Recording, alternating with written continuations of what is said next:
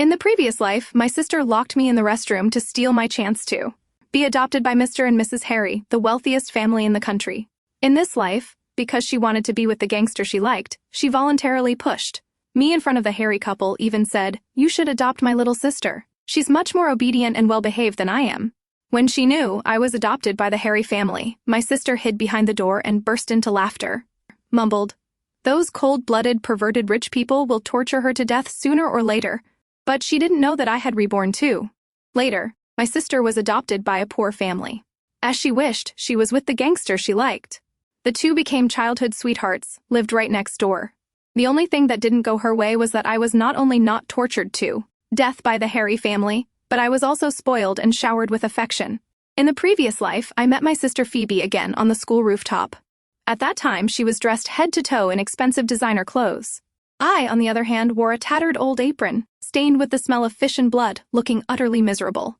At that very moment, Phoebe was throwing a tantrum, threatening suicide in front of her adoptive parents, the Harry couple, all because of the gangster she liked, Farley.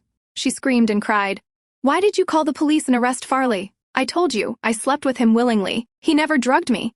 What right do you have to decide for me? He was expelled from school and got a criminal record. You ruined his entire life." She cried hysterically, raised a family photo, tore it into pieces, and threw them into the air, then yelled, "If you want to push him to death, I'll follow him to hell. Are you satisfied now? You Harrys are all a bunch of cold-blooded, heartless people. You forced me to die."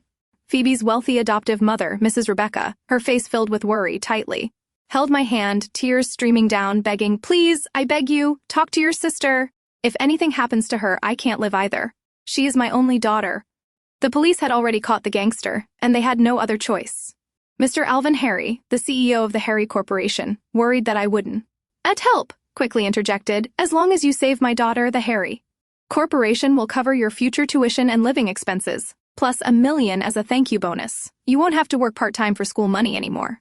While they were talking to me, a group of police officers had quietly climbed onto the rooftop from a side door, slowly approached Phoebe, formed an arc around her. Seeing the police, Phoebe became even more agitated. She retreated backward, yelled, "Don't come closer! You are the bastards who arrested Farley. If you come any closer, I'll really jump, unless you release him immediately."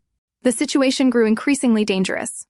Phoebe's adoptive older brother, Alden Harry, turned pale with fear. A handsome, composed young man looked at me pleadingly. His voice was trembling.